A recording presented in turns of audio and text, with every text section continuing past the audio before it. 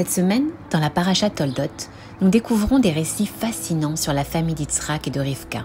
Après avoir brièvement évoqué les descendants de Ishmaël dans la paracha précédente, les parachutes suivantes se concentrent sur l'histoire des enfants et petits-enfants d'Yitzhak. Yitzhak épouse Rivka à 40 ans, et après 20 ans de prières ferventes adressées à Hachem par les deux époux, Rivka tombe finalement enceinte. Troublée par des mouvements inhabituels dans son ventre, Rivka consulte Shem, le fils de Noach, qui lui révèle qu'elle porte des jumeaux.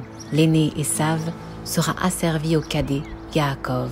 À leur naissance, Esav, roux et couvert de poils, devient un chasseur oisif, tandis que Yaakov consacre sa vie à l'étude de la Torah. Le jour du décès d'Abraham, Esav, épuisé après avoir tué Nimrod et pris ses vêtements, qui appartenaient à Adam et attirait les animaux pour faciliter la chasse, vend son droit d'aînesse à Yaakov pour un simple plat de lentilles.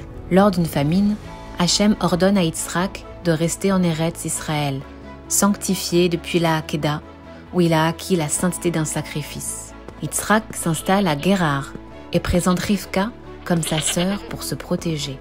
Découvert par Avimelech, il est reproché à Yitzhak d'avoir menti. Malgré cela, il prospère, suscitant la jalousie des habitants.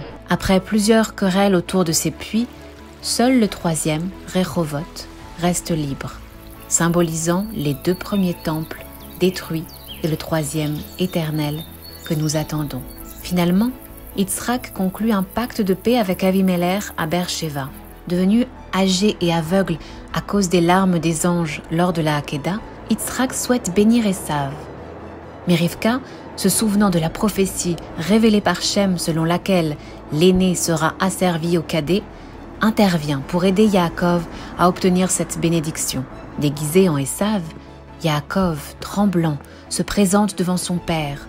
Troublé par la voix de Yaakov et les mains poilues d'Esav, Yitzhak perçoit une odeur céleste, celle du Gan Eden, au lieu de celle des peaux dont Yaakov était vêtu, et bénit son fils.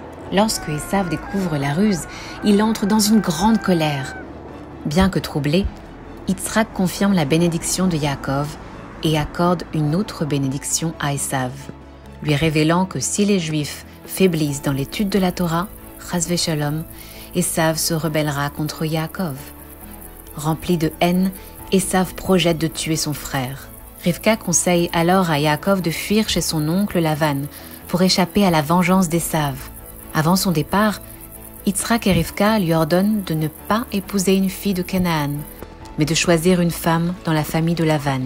Pendant ce temps, Esav, tentant de se racheter aux yeux de ses parents, épouse la fille de Ishmaël, en plus de ses deux femmes hittites. Shabbat Shalom à tous. Partagez cette belle histoire et rendez-vous la semaine prochaine pour une nouvelle aventure dans la paracha.